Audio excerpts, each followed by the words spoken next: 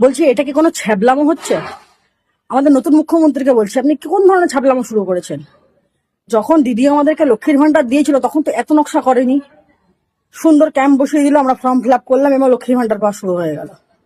আর আপনি এসে নানান রকম প্রক্রিয়া শুরু করে দিয়েছেন, মানুষকে হয়রানি করছেন এইভাবে। প্রথমে বললেন যে ডিবিটি লিঙ্ক করতে হবে, ঠিক আছে মেনে নিলাম। ডিবিটি লিঙ্ক করার জন্য প্রত্যেকটা মানুষ যেভাবে পারলো দৌড়ে ঝাঁপড়ে ডিবিটি লিঙ্ক করলো। আর এখন যখন ডিবিটি লিঙ্কটা করা হয়ে গেছে, আপনি বলছেন যে এই অন্নপূর্ণা ভান্ডারে ভেরিফিকেশন করতে হবে। সেটাও মেনে নিলাম, ভেরিফিকেশন করতে হবে। সময় দিয়েছেন কতক্ষণ? মাত্র আর মাত্র 2 দিন। 2 দিনের মধ্যে এতগুলো মানুষ কিভাবে এই কাজটা করে উঠবে? আপনার যদি এরকমই পরিকল্পনা ছিল যে মানুষদেরকে হয়রানি করতে হবে, তাহলে তো আপনিও পেশিমনির মতন একটা ক্যাম্প খুলতে পারতেন, যেখানে সব মানুষরা গিয়ে আবার নতুন করে ফর্ম ফিল আপ করতো, নতুন করে সবকিছু করতো। তারপরেই না হয় লক্ষ্মীর ভান্ডারের জায়গায় অন্নপূর্ণা ভান্ডারটা আপনি দিতেন। আপনি এই করব সেই করব বলে মানুষদেরকে হয়রানি। নিয়ে দু চারটি কথা বলতে চাই।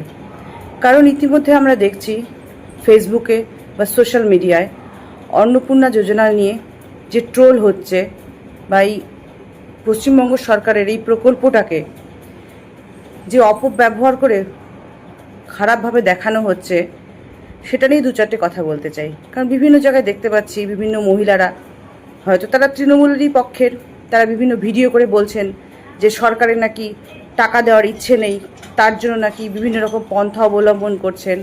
তো আপনাদের উদ্দেশ্যেই আমি পশ্চিমবঙ্গের মা বোনেদের জন্য ব্যাপারটা পরিষ্কার করে বলতে চাই।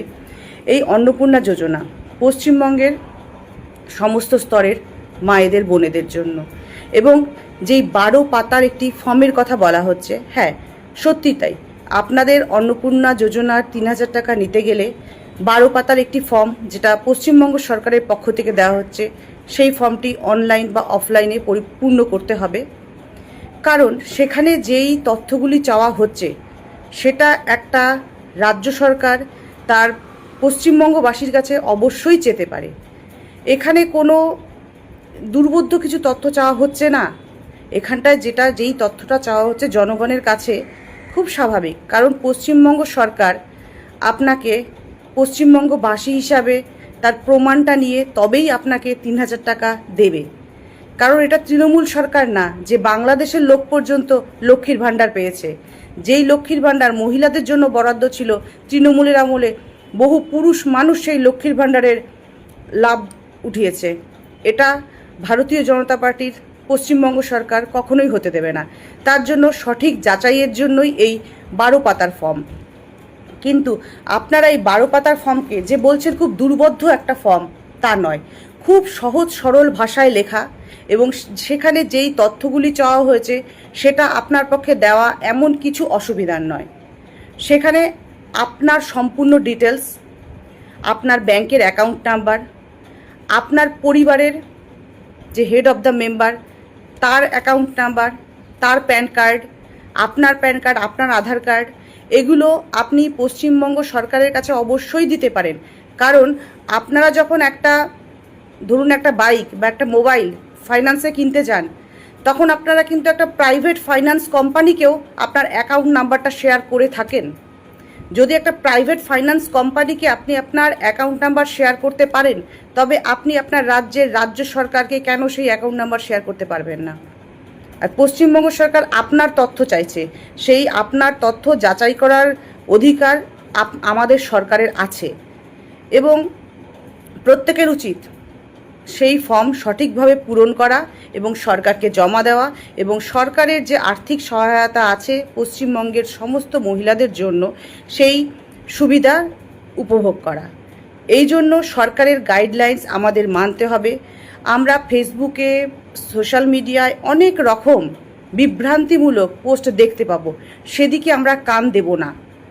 এখানে যে উপভোক্তা, অর্থাৎ যেই মহিলা এই অন্নপূর্ণা যোজনার লাভটা নেবেন, তার সঠিক তথ্য সরকারকে অবশ্যই দিতে হবে, এবং এখানে তার তথ্যই বিচার্য।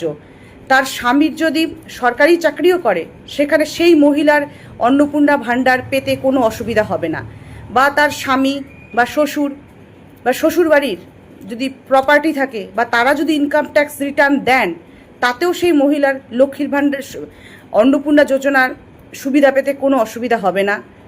আবার কিছু মানুষের মুখে শোনা যাচ্ছে 12 পাতার ফর্ম, সেখানে যেগুলো চাওয়া হচ্ছে, তাদের পাকা বাড়ি আছে নাকি, গাড়ি আছে নাকি, সেটা প্রান্তিক মহিলারা কি করে করবে, তাদের কাছে তো গাড়ি বাড়ি কিছু নেই। এখানে একটা কথা আপনাদেরকে পরিষ্কার করে জানাতে চাই, সেই ফর্মে কোথাও লেখা নেই যে গাড়ি বাড়ি থাকতেই হবে, আছে কি না সেটা জানতে চাওয়া হয়েছে। আপনার কাছে কখনোই বলে দেওয়া হয়নি যে পাকা বাড়ি থাকতে হবে বা গাড়ি থাকতে হবে, তার নাম্বার দিতে হবে। যদি থাকে তবেই সেটা জানাবেন, না থাকলে জানাবেন না, লিখে দেবেন নেই, কিন্তু সঠিক তথ্যটা দেবেন। কারণ সঠিক তথ্য যদি আপনি না দেন, আপনার আধার কার্ড আছে, আপনার প্যান কার্ড আছে, সঠিক তথ্য সরকার অবশ্যই জানতে পারবে। তো সেই জন্য বলবো, সরকারকে সাহায্য করুন, বিভ্রান্তিতে কান দেবেন না। তৃণমূল কংগ্রেসের সর্বভারতীয় সাধারণ সম্পাদক এবং সাংসদ অভিষেক বন্দ্যোপাধ্যায়কে যেভাবে সোনারপুরে সংগঠিত, পরিকল্পিত এবং চক্রান্তমূলক হামলার মুখে পড়তে হলো, তা অত্যন্ত নিন্দনীয়। আমরা দলের তরফে এর তীব্র নিন্দা এবং প্রতিবাদ করছি। কোথায় ছিল পুলিশ, কোথায় ছিল প্রশাসন? যখন তিনি যাচ্ছেন, একজন সাংসদ আগাম জানিয়ে দিয়ে কার উপর হামলা হচ্ছে?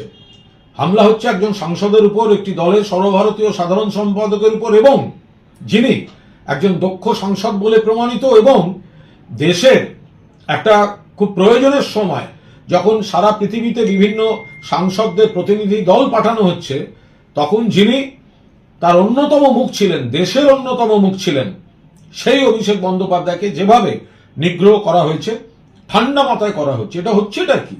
তাহলে পুলিশ কি করছিল? কেন্দ্রীয় বাহিনী কি করছিল?